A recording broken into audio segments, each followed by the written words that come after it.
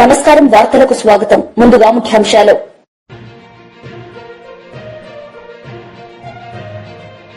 Deputy CM Pawan Kalyan press meet, పలు అంశాలపై వివరణ.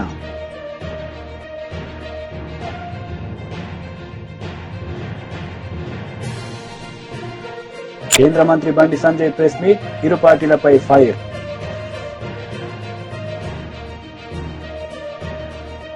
Deputy CM Pawan Kalyan media సమావేశం నిర్వహించారు. ఈ సందర్భంగా ఆయన మాట్లాడారు. కొంతమంది దేవాదాయ వాళ్ళు కానీ రైతులకు సంబంధించి శ్రీ ఏ వెంకటరమణ, శ్రీ ధనుంజయ, ఇచ్చేటువంటి శ్రీ గెడ్డం చంద్ర, లేదు, శ్రీ చెప్పి రామాంజుల, దేశంలోనే ఉచిత పంటల బీమా ప్రవేశపెట్టడమే కాకుండా యూనివర్సలైజేషన్ కింద శ్రీ కేంద్ర ప్రభుత్వంలోని ఫసల బీమా కుడుముల ఆంజనేయులు, మొట్టమొదటగా ఇయ్యాలవాడపల్లి 100% రైతులకు సంబంధించినటువంటి ప్రీమియం భరించినటువంటి దాడి జరిగినప్పుడు లోపల ఉన్నది శ్రీ ఇమ్రాన్. ఆ తర్వాత మిగతా రాష్ట్రాలన్నీ కూడా జగన్మోహన్ రెడ్డి గారు తీసుకున్న శ్రీ సంతోష్ ఎంపీడీఓ డ్రైవర్, కాబట్టి మీరు యూనివర్సల్ అలాగే శ్రీమతి లక్ష్మీ ప్రసన్న గారు బిఆర్ఓ గాలి, మేము కూడా ప్రధానమంత్రి ఫసల్ బీమా వీళ్ళు ముందొచ్చి ఆయన రక్షించడానికి ప్రయత్నం చేశారు. వెళ్ళిన తర్వాత వాళ్ళ స్థాయి కూడా దాటేసి వాళ్ళు కూడా దెబ్బతింటే ఇంకా బయట నుంచి రక్షించిన ఉపాధి హామీ పథకానికి సంబంధించిన శ్రీ వేణుగోపాల్, గుండ్ల చెరువు క్షేత్ర సహాయకులు, ఉపాధి హామీ పథకానికి సంబంధించిన Shri Shri Hari Naidu, గోపులపల్లి. If it's family, it has to be home. If it's home, it has to be Aparna. Saluting the spirit of every couple's sacrifice to build their dream home. Andhra రాష్ట్రం కొనసాగడం జరిగింది. అంటే శ్రీ శ్రీకాంత్ గురాల చెరువు క్షేత్రం ఉన్నాయని తెలియజేస్తే ఎంపీడీఓ గారికి ఆ విషయం తెలపగానే మాట్లాడవలసిన ఒక్కసారి ఆయనతో మాట్లాడారు. ఏమేమి చంద్రబాబు నాయుడు వచ్చిన తర్వాత 20 నిమిషాల సమయంలో శ్రీ జె సుదర్శన్ రెడ్డి గారు మరి ఇతరులు కార్యాలయానికి సంబంధించి 2023 ఎంపీడీఓ గారు కలవమని చెప్పారు. వచ్చిన వారందరూ ఎంపీడీఓ గదిలోకి వెళ్లి తాళం చెవులు అడిగారు. ఎంపీడీఓ గారు శ్రీ పద్మావతమ్మ గారి తాళం చెవులు అంతే తప్ప వాళ్ళ అబ్బాయి చెప్పి ఆయన గుడికి ఇవ్వాలి కానీ వెంటనే తలుపులు వేసి ఆ ఫైబర్ కుర్చీలు తీసుకొని దాడి చేశారు. శ్రీ జవహర్ బాబు గారి మీద దాడి చేయడం మండల పరిషత్ అభివృద్ధి అధికారి సుదర్శన్ రెడ్డి, బాను, వెంకటరెడ్డి గారు, ధర్మారెడ్డి గారు కొట్టడం జరిగిందని ఇమ్రాన్ కూడా కొట్టి బయటికి నెట్టారని తర్వాత పై అంతస్తు నుండి ఉపాధి హామీ సిబ్బంది కిందకు వచ్చి తలుపులు ఊడగట్టి లోపలికి ఉపాధి సిబ్బంది ఉపాధి హామీ సిబ్బంది లోపలికి అది వాళ్ళకి వెంకటరెడ్డి గారు ఎంపీడీఓ కూర్చున్న చోట చేతులు పట్టుకుని సుదర్శన్ రెడ్డి గారు జవహర్ బాబు ఎంపీడీఓ ఛాతీ పైన కాలుతో కొట్టారని, మిగిలిన వారు ఎక్కడ ఉంటే అక్కడ వేళ్ల కొట్టి చేతులతో కొట్టడం జరిగింది. ఉపాధి హామీ సిబ్బంది లోపలే ఉన్న లక్ష్మీప్రసన్న గారు బిఆర్ఓ గారు అడ్డుపట్టడంతో అందరూ వేరే గదిలోకి వెళ్లి కూర్చున్నారు. తర్వాత పోలీసు వారికి చెప్పడం జరిగింది. 563 కోట్ల రూపాయలు రైతాంగానికి సమయంలో కలెక్టర్ గారు కూడా విజయవాడలో ఉండడం వల్ల వెంటనే ఫోన్లు తెలియజేయగానే ముందు స్థానిక పోలీసుని పంపిస్తే చంద్రబాబు నాయుడు గారు మోకాలు అడ్డుకోవడం జరిగింది. వాటికి సంబంధించి కానిస్టేబుల్స్ వచ్చిన అదనపు సిబ్బందితోటి వచ్చిన తర్వాత కానీ అరెస్ట్ చేయడానికి కుదరలేదు. దాంతో 9 మంది వెళ్ళిపోయారు, 3 మందికి అరెస్ట్ చేశారు. ఈ సందర్భంగా నేను ప్రత్యేకించి ఎందుకు ఇక్కడికి వచ్చామంటే వైసీపీ 11 సీట్లు ఇస్తేనే వీళ్ళకి ఇంత అహంకారం చూపిస్తున్నారు. ఓడిపోయి కూడా ఇంత పొగరు చూపిస్తున్నారు. చెల్లించిన వెంటనే 30 రోజుల్లో ఓడిపోయి కూడా ఈరోజు వెంటనే రాష్ట్ర ప్రభుత్వం చెల్లించిన వెంటనే కేంద్ర ప్రభుత్వం ప్రత్యేకించి చెప్తున్నాం. కేంద్ర రాష్ట్ర ఎవరి జాగీర్లు కాదు, వెంటనే 30 రోజుల లోపలనే జాగీర్లు కాదు, రైతుల ఖాతాలో జమ చేస్తుంది. జగన్ గారు ముఖ్యమంత్రిగా ఉన్నప్పుడు రకరకాల ముఠాలు పెట్టుకొని మీరు భయపడతా ఉంటే భయపడే ప్రభుత్వం కాదు, ఎన్డీఏ కూటమి ప్రభుత్వం అసలే కాదు. 7,800 ఇక్కడ ఉన్న యువత, కొత్త తరం యువత, నాయకులు కూడా సీనియర్ నాయకులు కూడా చాలా నలిగిపోయారు. మార్పు కోసం చూసే ఈ రోజున ఎన్డీఏ కూటమి ప్రభుత్వాన్ని ఎన్నుకున్నారు. కాబట్టి శ్రీ నారా చంద్రబాబు నాయుడు గారి నాయకత్వంలో ఎన్డీఏ ప్రభుత్వం, వారి గౌరవ ముఖ్యమంత్రిగా ఉన్న ఈ ప్రభుత్వం ఇలాంటి చిల్లర పనులకి ఎవరు భయపడరు. పద్ధతి కాదు కాబట్టి భాషని విత్తనం నుంచి మర్యాదగా మాట్లాడే అనేక రకాలైనటువంటి పురుగు మందుల దగ్గర నుంచి ప్రభుత్వంలో ఉన్నాం.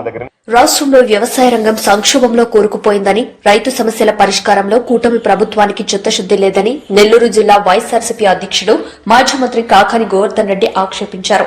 కూటమి ప్రభుత్వం రైతులకు శాపంలా మారిందన్న ఆయన రాష్ట్రంలో రైతు ఆత్మహత్యల పరంపర కొనసాగుతుందని ఆవేదన చెందారు.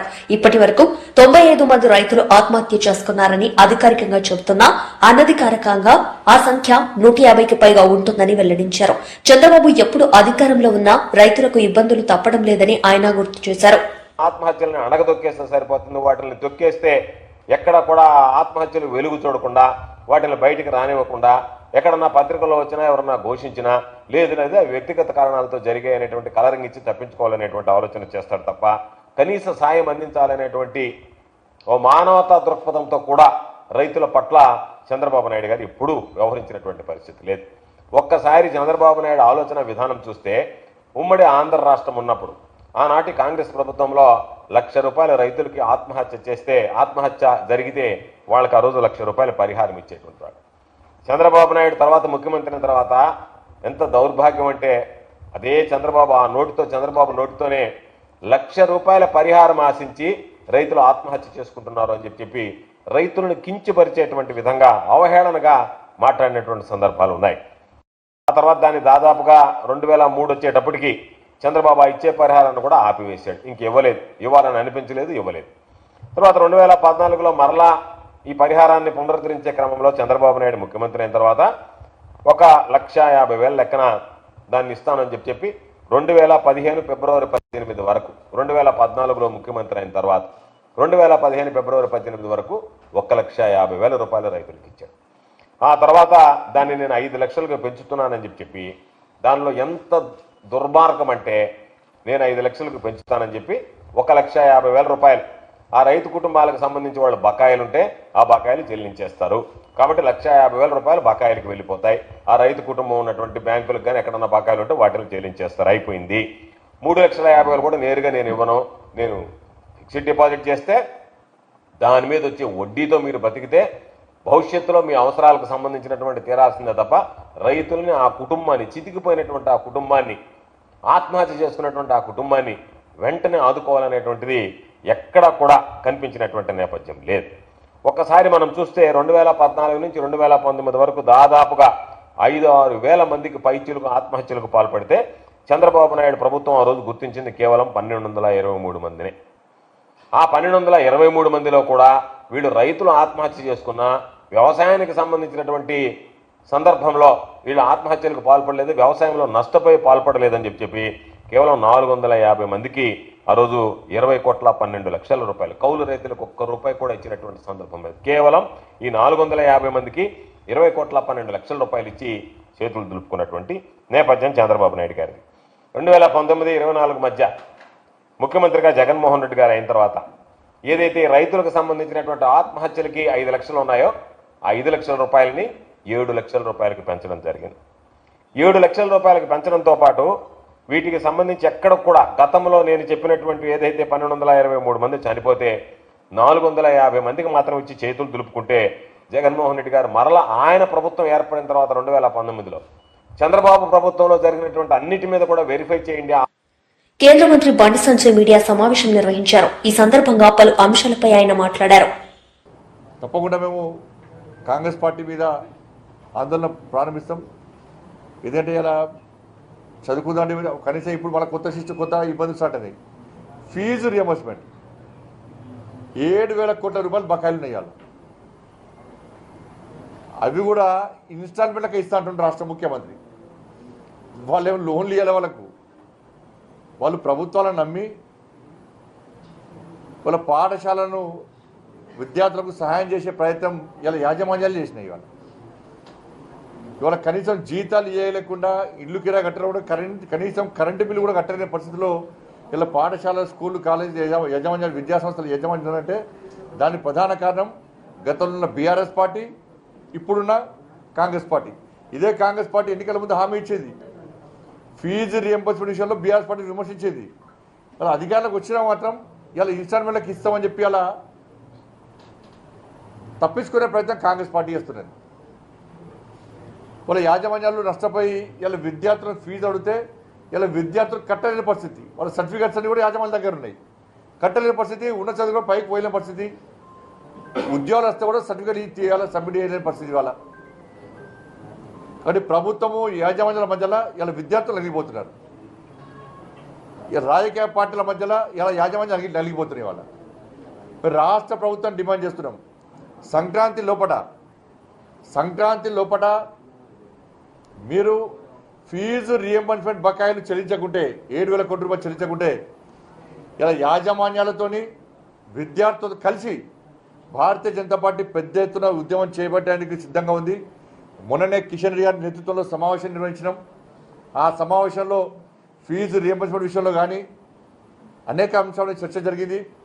ఫీజు రియంబర్స్మెంట్ విషయంలో సంక్రాంతి వరకు వేచి చూసి సంక్రాంతి తర్వాత ఇదే కిషన్ రెడ్డి గారి నేతృత్వంలో ఈ తెలంగాణ రాష్ట్రంలో విద్యా సంస్థల యాజమాన్యాలు విద్యార్థులు కలిసి ఎట్టి బస్సులో మేము చేపట్టే ఆందోళనకు ప్రభుత్వం పక్క దిగిరాక తప్పదు, దిగి రావాల్సిందే. ఆ స్థాయిలో ఉద్యమం చేయడానికి ఇలా భారతీయ జనతా పార్టీ సిద్ధం ఉంది. వెంటనే ఫీజు రియంబర్స్మెంట్ బకాయిలు చెల్లించాల్సిందిగా భారతీయ జనతా పార్టీ డిమాండ్ చేస్తా ఉన్నది. ట్రిబ్యునల్ సంబంధించి ఇలా ప్రియతమ నేత నరేంద్ర మోడీ గారికి తెలంగాణ రాష్ట్ర ప్రజల తరఫున హృదయపూర్వక అభినందన తెలియజేస్తున్నాం. ఇవాళ ట్రిబ్యునల్ విషయంలో 18,000 కోట్ల ప్రాజెక్టుల పూర్తి కేంద్ర ప్రభుత్వ నిధులు, దానికి 7,000 కోట్ల రూపాయల నిధులతో ఇవాళ టెండర్ ప్రాసెస్ స్టార్ట్ అయింది. ఒక మంచి వ్యవస్థ ఇవాళ మనం ఏర్పాటు చేసుకోబోతున్నాం. ఇది పూర్తిగా కేంద్ర ప్రభుత్వం యొక్క సహకారంతో నిర్వహిస్తున్నటువంటి ట్రిబ్యునల్. ఇది మళ్ళా దాగుడు ముద్దలని ఏదో దీన్ని వేరే రకంగా చేసే ప్రయత్నం చేసి పూర్తిగా కేంద్ర ప్రభుత్వం నరేంద్ర మోడీ గారి ప్రభుత్వం ఇస్తున్నటువంటి తెలంగాణ రాష్ట్రపతికి ఇస్తున్నటువంటి కానుక, సంక్రాంతి కానుక. కానీ దీనికి సంబంధించి భారతీయ జనతా పార్టీ సంబంధించినటువంటి ఎంపీలు కానీ ఎమ్మెల్యేస్ కానీ ఇతర నాయకులందరూ కూడా కేంద్ర ప్రభుత్వానికి విన్నవించడం, సరే అనేక పార్టీలు విన్నవించవచ్చు, కానీ ఈ మధ్య ఒత్తిడి తీసుకురావడం, దానికి స్పందించిన కేంద్ర ప్రభుత్వం వెంటనే ఈ ప్రాసెస్ స్టార్ట్ చాలా సంతోషం. ఇదే కాంగ్రెస్ పార్టీ అంటేనే మోసం, అబద్ధాలు. నిన్న కాక మొన్న మరణించిన మన్మోహన్ సింగ్ గారిని అడుగడుగున అవమానపరిచింది కాంగ్రెస్ పార్టీ, అడుగడుగున అవమానపరిచింది. తెలంగాణ రాష్ట్రం ఏర్పాటు సందర్భంలో పార్లమెంట్లో ప్రవేశపెట్టిన బిల్లు సందర్భంలో దేశ ప్రధానిగా ఉన్నటువంటి వ్యక్తి మన్మోహన్ సింగ్ గారు. ఇలా సూపర్ పిఎం అంటారు కదా, ఎవరు? సోనియా గాంధీ గారి పేరు చెప్తున్నారు తప్ప మన్మోహన్ సింగ్ గారి పేరు ఇంతవరకు కాంగ్రెస్ పార్టీ చెప్తలేదు. బీఆర్ఎస్ పార్టీలు కూడా అప్పుడు సోనియా గాంధీ గారి పేరు చెప్పి తప్ప మన్మోహన్ సింగ్ గారి పేరు చెప్తలేరు. ప్రధానమంత్రిగా ఉన్న వ్యక్తి ప్రాధాన్యత, ప్రముఖమైన వ్యక్తి ఉంటారా, ఆయన ప్రాధాన్యత ఇస్తారా? లేదు, ఇలాంటి ప్రాధాన్యత లేని సోనియా గాంధీ గారికి ప్రాముఖ్యత ఇస్తారా, ప్రాధాన్యత ఇస్తారా? అర్థం చేసుకోవాలి మనం. అంటే పార్లమెంట్లో ప్రధానమంత్రిగా ఉన్న వ్యక్తి మన్మోహన్ సింగ్ గారు. తెలంగాణ రాష్ట్ర ఏర్పాటుకు బిల్లుకు సహకరించింది, సపోర్ట్ చేసింది మన్మోహన్ సింగ్ గారు. కానీ ఎక్కడ మన్మోహన్ సింగ్ గారి పేర్లు కూడా ఒక రబ్బర్ స్టాంప్గా తయారు చేసి సూపర్ ప్రైమ్ మినిస్టర్గా ఇలా సోనియా గాంధీ చెల్లమనే ప్రయత్నం చేసింది. ఎక్కడ కాంగ్రెస్ పార్టీ కనీసం ప్రయత్నం చేయలేదు. అట్లా ప్రజాప్రతినిధి విషయంలో సుప్రీంకోర్టు తీర్పిస్తే దాన్ని సరి చేస్తూ మన్మోహన్ సింగ్ గారు 3 నెలల కాల వ్యవధి ఇచ్చాడు. దానికి ఆర్డినెన్స్ తీసుకొచ్చారు. సుప్రీంకోర్టు తీర్పిన వెంటనే డిస్క్వాలిఫికేషన్ విషయంలో, అనర్హత విషయంలో సుప్రీంకోర్టు వెంటనే చేయాలని చెప్పిన తర్వాత మన్మోహన్ సింగ్ గారు ఏం చేశారంటే దీనికి 3 months సమయం ఇద్దామని చెప్పి మన్మోహన్ సింగ్ గారు కొత్త ఆర్డినెన్స్ పట్టుకొచ్చారు. దాన్ని ఇదే రాహుల్ గాంధీ గారు మొత్తం చింపేసిండు. అందులో చింపేసి అవమానపరిచారు మన్మోహన్ సింగ్ గారిని. లాస్ట్కి ఏమైంది, ఆయన చింపేసిన పేపర్లే వయనాడు విషయంలో ఆయన మెడక చుట్టుకునేది. అలా సుప్రీంకోర్టు తీర్పిస్తే మళ్ళీ కోర్టుకు పోయింది. నేను ఇలా కేవలం మన్మోహన్ సింగ్నే కాదు, పివి నరసింహారావు గారిని అంత్యక్రియలు చేయకుండా ఎట్లా అవమానపరిచారు. విపి సింగ్ గారు, మాజీ ప్రధాని విపి సింగ్ గారిని ఇలా ఢిల్లీలో అంత్యక్రియలు జరగకుండా ఏ విధంగా అవమాన. రాష్ట్రంలో పోలీసుల ఆత్మహత్యలపై డీజీపీ జితేందర్ స్పందించారు. పోలీసుల బలవన్మరణాలకు వ్యక్తిగతం, కుటుంబ సమస్యలతో పాటు పని ఒత్తిడి కూడా ఉందని డీజీపీ తెలిపారు. డీజీపీ కార్యాలయంలో జితేందర్ వార్షిక నివేదికను ఆవిష్కరించిన సందర్భంలో ఆయన ఈ వ్యాఖ్యలు చేశారు. పోలీస్ శాఖ పరంగా ఎలాంటి సమస్యలు లేవని డీజీపీ పేర్కొన్నారు. చాలా సందర్భాల్లో వ్యక్తిగత కారణాలతోనే ఆత్మహత్య జరుగుతున్నాయని జితేందర్ వెల్లడించారు. దానివల్ల అందరం రైతాంగం అంతా అనుభవిస్తున్నాం. ఈ రాష్ట్రంలో, ఈ నెల్లూరు జిల్లాలో అనుభవిస్తున్నాం, మేము అనుభవిస్తున్నాం అని చెప్పి ఈరోజు బాధపడేటువంటి పరిస్థితి. ఎరువులు చూస్తే బ్లాక్ మార్కెట్ తరలిపోతున్నాయి. ఫర్టిలైజర్ డీలర్లు అయితే 267 రూపాయలకు అమ్మాల్సినటువంటి బస్తాను తీసుకెళ్లి 360 రూపాయలు, దాదాపుగా 100 రూపాయలు అదనంగా ఈరోజు బస్తా యూరియాని అమ్మేటువంటి పరిస్థితి మన నెల్లూరు జిల్లాలో. ఇప్పుడు సీజన్ ప్రారంభమే, ఇప్పుడు ఎరువులు అవసరమైతే ఈరోజు మనం చూస్తున్నాం. కొన్ని దగ్గరలో అయితే ఈ టాస్క్ ఫోర్స్ అది ఇది అని చెప్పి హడావిడి చేస్తే వాళ్ళు ఏమంటున్నారంటే, మీకు యూరియా బస్తా కావాలి అంటే మా దగ్గర ఒక కాంప్లెక్స్ బస్తా కొనుక్కుంటే తప్ప, కాంప్లెక్స్ యూరియా కాంప్లెక్స్ ఎరువులు కొనుక్కుంటే తప్ప మేము ఇంకొక బస్తా మీకు యూరియా ఇవ్వము. ఒక కాంప్లెక్స్ ఎరువు బస్తా కొంటేనే మీకు యూరియా బస్తా ఇస్తాం. పక్క బ్లాక్ మార్కెట్, ఓ పక్క నిబంధనలు, వీటితో అనేక రకాలైనటువంటి ఇబ్బందులు పడటం తప్ప సాఫీగా సజావుగా నేరుగా రైతుల ముంగిటికి అందించినటువంటి ప్రభుత్వం గతంలో ఉంటే రైతులకి, ఈరోజు రైతులను ఇబ్బందులు పాలు చేసేటువంటి ప్రభుత్వం రైతులకు సంబంధించినటువంటి ఏవి కూడా సౌకర్యాలు అందకుండా ఈరోజు ఇబ్బంది పెట్టేటువంటి పరిస్థితి ఏర్పడింది. అదేవిధంగా పాపం రైతులు ఆరుగాలం శ్రమించి పండించేటువంటి పంటకు సంబంధించి చంద్రబాబు నాయుడు ఎప్పుడు కూడా పట్టించుకోడు. ఏదో మొక్కుబడిగా ధాన్యం కొనుగోలు కేంద్రాలు తెచ్చి వదిలేస్తాడు. దానికి సంబంధించి ఇప్పటికీ పక్కన ఉన్నటువంటి కృష్ణా, గుంటూరు జిల్లాల్లో ధాన్యం కొనుగోలు మనం చూసాం. ఎంత దారుణమైనటువంటి పరిస్థితి అంటే, దళారుల ప్రమేయంతో పాపం రైతులకు గిట్టుబాటు ధర రాదు. దళారులు దోచేసుకోవడం, ఆ దళారుల వెనక ప్రజాప్రతినిధులు కొమ్ముగాయడం, ఆ దళారులకు అండగా నిలబడడం, దానివల్ల పాపం రైతు వీటన్నిటినీ అధిగమించి పండించుకున్నటువంటి పంటకి గిట్టుబాటు ధర రాకపోవడంతో ఈరోజు విధి లేనటువంటి పరిస్థితుల్లో ఆత్మహత్యలకు పాల్పడేటువంటి పరిస్థితి ఏర్పడింది. కానీ బట్టి ఈరోజు జగన్మోహన్ రెడ్డి గారు ముఖ్యమంత్రిగా ఉన్నప్పుడు మేమందరం వ్యవసాయ శాఖ మంత్రిగా పనిచేసాము. మిగతా మాకు సంబంధించినటువంటి మా సోదరులందరూ కూడా వీటికి సంబంధించినటువంటి సివిల్ సప్లైస్ మినిస్టర్ గా, పౌర సరఫరాల మంత్రిగా పనిచేశారు. ఈరోజు పౌర సరఫరాల శాఖ మంత్రి చెప్తాడు, నాకు వాట్సాప్ లో హాయ్ అని పెడితే నేను కొనేస్తానని చెప్పి. ఎన్నిసార్లు హాయ్ అని పెట్టినా ఆయన తిరిగి హాయ్ అని చెప్పి పలకరించినటువంటి పరిస్థితుల్లో ఉంటూ ఏదైనా సరే ఓ మాట చెప్తాడు. మొత్తం అందరూ అమ్మేసుకున్న తర్వాత, తెగ నమ్ముకున్న తర్వాత, నష్టపోయిన తర్వాత, కనీసం పెట్టుబడి కూడా రానటువంటి పరిస్థితుల్లో ఈ రోజు మీరు కానీ అమ్మితే 24 గంటల లోపల ఏదో చెప్తారు, ఎత్తేసినటువంటి సినిమాకి టికెట్లు ఫ్రీగా ఇచ్చారన్నట్టుగా. ఈ రోజు అంతా అయిపోయిన తర్వాత ఏం చెప్తాడు, ఈ రోజు కనుక మీరు అమ్మితే అమ్మడానికి ఏముండవు, ఏమి లేవు కదా. లేనప్పుడు నువ్వు 24 గంటల్లో జమ చేసేది ఏంది, 48 గంటల్లో జమ చేసేది ఏంది, 10 గంటల్లో జమ చేసేది ఏంది? ఉన్నప్పుడు నువ్వేమన్నా నువ్వే చెప్పావు నీ నోటితో హాయ్ అని పెడితే నేను కొనేస్తాను. ఎంతమంది నీకు హాయ్ అని మెసేజ్లు పెట్టారు? ఎక్కడన్నా మీరు కనీసం స్పందించారా? లేదే. కాబట్టి ఈ రోజు మరలా అది కానీ జరిగిందంటే నేను వెంటనే చేసేస్తామని చెప్పి రైతులు నష్టపోయిన తర్వాత ఈరోజు మాట్లాడుతున్నారు. కాబట్టి రైతులకు సంబంధించి ఆర్బీకేల దగ్గర నుంచి మంత్రి కొలుసు పార్థసారథి మీడియా సమావేశం నిర్వహించారు. జగన్ రెడ్డి విద్యుత్ ఛార్జీలు పెంచి నిరసనలకు పిలుపునివ్వడం పిచ్చికి పరాకాష్ఠకు చేరిందని ఆయన అన్నారు. దాదాపు 23 మిలియన్ యూనిట్లు లోట్లో ఉంటే అటువంటి పరిస్థితుల్లో 2014లో చంద్రబాబు నాయుడు గారు అధికారంలోకి వచ్చారు. వచ్చి 2019 కల్లా మిగులు రాష్ట్రాన్ని విద్యుత్ మిగుల్లోకి తీసుకొచ్చి ఆ రోజు జగన్మోహన్ రెడ్డి గారి చేతిలో పెడితే ఈరోజు ఏ విధంగా విద్యుత్ వ్యవస్థ అంతా కూడా నాశనం అయిపోయి ప్రజల మీద లక్షల కోట్ల భారం ఏ విధంగా పడుతుందో ఓసారి ఆలోచించాల్సిన అవసరం ఉందని చెప్పేసి మనం చేస్తాను. ఏమైనా రాష్ట్రంలో వనరులు లేవా అంటే, రాష్ట్రంలో ఉన్నన్ని వనరులు దేశంలో ఏ రాష్ట్రంలో కూడా లేవనేది వాస్తవం. కేవలం జగన్ అవినీతి, అదేవిధంగా కక్ష సాధింపు చర్యల మూలంగానే ఈ విద్యుత్ వ్యవస్థకి ఈ దుస్థితి పట్టిందని చెప్పేసి నేను మనవి చేస్తా ఉన్నాను. 5 సంవత్సరాల గత ప్రభుత్వ పరిపాలనలో 10 సార్లు విద్యుత్ ఛార్జీలు పెంచి దాదాపు 32,000 కోట్ల రూపాయల భారాన్ని ప్రజల మీద వేసిన విషయాన్ని మరి ఈరోజు ఒకసారి జ్ఞాపకం చేసుకోవాల్సిన అవసరం ఉంది, ప్రత్యేకంగా వైఎస్ఆర్ కాంగ్రెస్ పార్టీ నాయకులని చెప్పేసి మనం చేస్తాను. మైలవరం సోలార్ ప్లాంట్లపై దాడి చేసి ఏదో కొంప మునిగిపోయింది, నేనేదో ఉద్ధరించేస్తాను అని ప్రజలకి కల్లబొల్లి మాటలు చెప్పి అసెంబ్లీని పక్కదోవ పట్టించే విధంగా మాట్లాడి 7,000 మెగావాట్లకి ఉన్న అగ్రిమెంట్లని రద్దు చేసి ప్రపంచం అంతా కూడా ముక్కను వేలేసుకునే విధంగా చేశారు. కేవలం రద్దు చేయటమే కాదు, ఆ రద్దు మూలంగా ప్రపంచవ్యాప్తంగా ఈ రాష్ట్ర ప్రభుత్వం మీద గత ప్రభుత్వంలో నమ్మకం కోల్పోయి పెట్టుబడిదారులు ఎవరూ కూడా ఈ రాష్ట్రానికి రావడానికి భయపడిపోయారని చెప్పేసి మనం చేస్తా ఉన్నాను. పెట్టుబడిదారులే కాదు, ప్రపంచవ్యాప్తంగా ఇంటర్నేషనల్ బ్యాంకింగ్ వ్యవస్థలు కూడా, ఇంటర్నేషనల్ ఫైనాన్షియల్ కంపెనీస్ కూడా ఈ రాష్ట్రంలో అప్పులు ఇవ్వటానికి కానీ పెట్టుబడులు పెడతానికి కూడా వెనుకంజ వేసేయంటే ఏ విధంగా మరి నాశనం చేశారో, ఈ రాష్ట్రం యొక్క క్రెడిబిలిటీ ఏ విధంగా ధ్వంసం చేశారో ఒకసారి ఆలోచన చేయాల్సిన అవసరం ఉందని చెప్పేసి మనం చేస్తాం.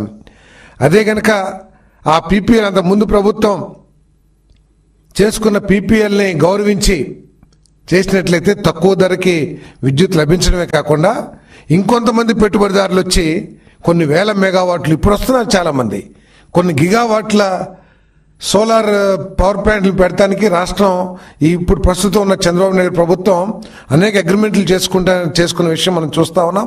అంతేకాకుండా దేశవ్యాప్తంగా ఉన్న పెట్టుబడిదారులు ఇక్కడికి వచ్చి ఈ విద్యుత్ ఉత్పత్తి కేంద్రాలు ఏర్పాటు చేస్తానికి ఏ విధంగా ప్రయత్నం చేస్తున్నారో ఒకసారి ఆలోచించాలి.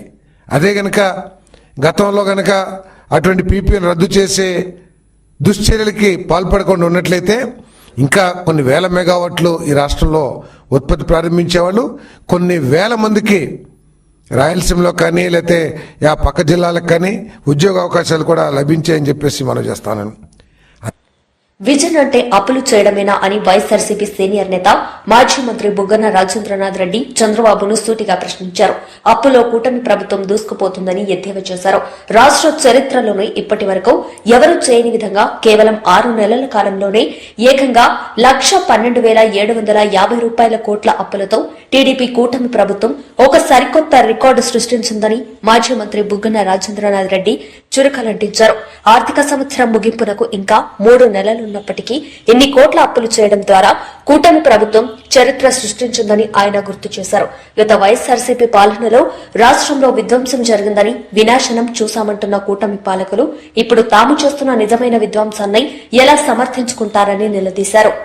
ముంబైకి అయితే ఇంత టైం పడుతుంది, చెన్నైకి అయితే ఇంత టైం పడుతుంది, ఢిల్లీకి ఇంత టైం పడుతుందంటే ప్యాసింజర్ ఏమంటారంటే నాకు ముంబై, చెన్నై, ఢిల్లీ ఎందుకు సార్, నాకు సికింద్రాబాద్ వరకు చెప్పు సార్ అంటారు. అంతేనా?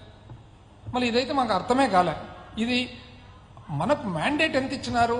మ్యాండేట్ మనకి ఇచ్చినది పబ్లిక్ 5 సంవత్సరాల కోసం. అయితే ఇప్పుడు ఒక గ్రామ పంచాయతీ సర్పంచ్ ఉంటాడు. సర్పంచ్గా ఎన్నికైన తర్వాత 5 సంవత్సరాల లోపల ఆ ఊరికి నేను ఈ ట్యాంక్ కట్టాలనుకున్నాను, ఈ బడి కట్టాలనుకున్నాను, ఈ బడిని అప్గ్రేడ్ చేయాలనుకున్నాను, ఈ కాలువలు వేయాలనుకున్నాను అంటాడు. కానీ 30 సంవత్సరాల తర్వాత ఇక్కడ రైల్వే లైన్ రాబోతుంది, 20 సంవత్సరాలకు పెద్ద బస్ స్టాండ్, బస్ జంక్షన్ అవుతుంది. ఎందుకని? ఒక ఎమ్మెల్యేగా ఎన్నికైన తర్వాత 5 సంవత్సరాలు నా నియోజకవర్గానికి ఏం చేస్తా, ఏం చేయాలనుకున్నాను అంటారు. కానీ ఆ ఎమ్మెల్యే 25 సంవత్సరాల తర్వాత ఇక్కడ ఎయిర్పోర్ట్ రాబోతుందంటే పబ్లిక్ ఏమంటారు? ఒక ఎంపీ 5 సంవత్సరాలకు నా నియోజకవర్గానికి ఇది అభివృద్ధి చేయాలనుకుంటారు. కానీ ఇక్కడ త్వరలోనే పోర్టు రాబోతుంది అంటే నాకెందుకు సార్ ఇవన్నీ అంటారు. అంతేనా? మళ్ళీ ఎందుకో కానీ ప్రతిసారి ఎందుకు ఒకసారి కాదు, ఇది 2020 సన్ రైజ్, స్వర్ణాంధ్ర. అసలు నాకు అర్థమైనంత వరకు, సామాన్య మానవునికి అర్థమైనంత వరకు కూడా మన మేనిఫెస్టోనే మన విజన్. ఎన్నికలప్పుడు ఏదైతే మన మేనిఫెస్టో ఇస్తామో అది మనకు యాక్చువల్గా విజన్. ప్రజలు కూడా ఓటేస్తుండేది ఎందుకు? మన మేనిఫెస్టోని చూసి ఓటేస్తున్నారు. మన మీద ఉండే క్రెడిబిలిటీని చూసి, విశ్వసనీయతను చూసి ఓటేస్తున్నారు. అప్పుడు మన మేనిఫెస్టోను చంద్రబాబు నాయుడు గారు విజన్ గా మరి కన్సిడర్ చేస్తున్నారా, భావిస్తున్నారా కాదనేది నాకైతే ఇప్పుడు డౌటే. మేనిఫెస్టోను అసలు విజన్ గా భావిస్తున్నారా, లేదా మేనిఫెస్టోను కంప్లీట్ గా పక్కన పెట్టేసి ఈ డాక్యుమెంట్లే 30 సంవత్సరాల తర్వాత, 25 సంవత్సరాల తర్వాత, 20 సంవత్సరాల తర్వాత అది పరిపాలనకు మార్గంగా చూసుకుంటున్నారా అనేది ప్రశ్నార్థకంగా తయారైందనమాట. ఇప్పుడు ఒకవేళ మేనిఫెస్టోనే ఒకవేళ మనం తీసుకున్నట్లయితే మరి 2024 ఎన్నికలు జరగడానికి ప్రధానమైన కారణం చంద్రబాబు నాయుడు గారు కూటమి. యాక్చువల్గా కూటమి గెలిచేదానికి ప్రధానమైన కారణం ఏమి? Manifesto super 6. దాని పేరు కూడా ఏమి? బాబు షూరిటీ భవిష్యత్తు గ్యారంటీ. ఇది బాబు షూరిటీ భవిష్యత్తు గ్యారంటీ. ఈ కాగితం పట్టుకొని కూటమి వాళ్ళందరూ కూడా ప్రతి ఒక్క ఇండ్లు, ఆంధ్రప్రదేశ్ రాష్ట్రంలో ఎన్ని ఇండ్లు ఉన్నాయో ప్రతి ఒక్క ఇంటింటికి తిరిగి ఇంట్లో ఎంతమంది ఉన్నారు, ఒకరికి ఇద్దరు ముగ్గురు నీకు 15 నీకు 15 నీకు 18 నీకు 20 నీకు 15 అని లెక్కలేసి సర్టిఫికెట్లు ఇచ్చి సంతకాలు పెట్టి మరీ ఇంటికి ఇచ్చినారు. సామాన్య మానవుడు ఏమనుకోవాలా? అవును, ఊరికే ఇంట్లో కూర్చుంటే కూడా నాకు ఇవన్నీ వస్తుంటాయి కదా అనే ఒక ఆశ పడి, ఎందుకంటే సామాన్య మానవుడు ఆశ మీదనే జీవిస్తూ ఉండొచ్చు. పేదరికం దానికి ఒక కారణం ఉండొచ్చు. మధ్యతరగతి వాళ్ళు కూడా ఒకవేళ ఇంకా ఇంతకంటే బాగుండాలని అనుకుండొచ్చు. పోనీ ఈ మేనిఫెస్టో ఇప్పుడు ఏం జరిగింది? ఇప్పుడు 6 నెలలు అయిపోయింది కదా. సామాన్య మానవుడు అయితే ఇదే మీ విజన్ అని భావిస్తున్నారు కదా. ఇది మీ విజన్ అనే కదా ఓటేసిండేది, మిమ్మల్ని గెలిపించిండేది. యువతకు యువగలం, యువతకు 20 లక్షల ఉపాధి అవకాశాలు లేదా నెలకు 3,000 రూపాయలు నిరుద్యోగ భృతి వచ్చిందండి 6 నెలలుగా ఆంధ్ర రాష్ట్రంలో ఎవరికన్నా ఒక్కరికన్నా. 20 లక్షల ఉద్యోగాలు లేదా 3,000 రూపాయలు నెలకు. తల్లికి వందనం. స్కూల్కు వెళ్లే ప్రతి విద్యార్థినికి 15,000 రూపాయలు. అది సేమ్ నీకు 15 నీకు 15 నీకు 15 స్కీమ్. ఇది మామూలుగా తల్లికి వందనం అంటే అర్థమయ్యేది కొద్దిగా కష్టంగా ఉంది. ఇప్పుడు నీకు 15 నీకు 15 అంటే అందరికి అర్థమైపోతుంది అనమాట. అన్నదాత సుఖీభవ, ప్రతి రైతుకు 20,000 రూపాయలు వచ్చిందండి. వార్తలు ముగించే ముందు ముఖ్యాంశాలు మరోసారి.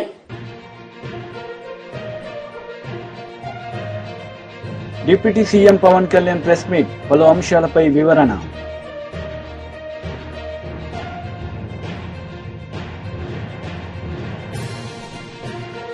కేంద్ర మంత్రి బండి సంజయ్ ప్రెస్ మీట్, ఇరు పార్టీలపై ఫైర్.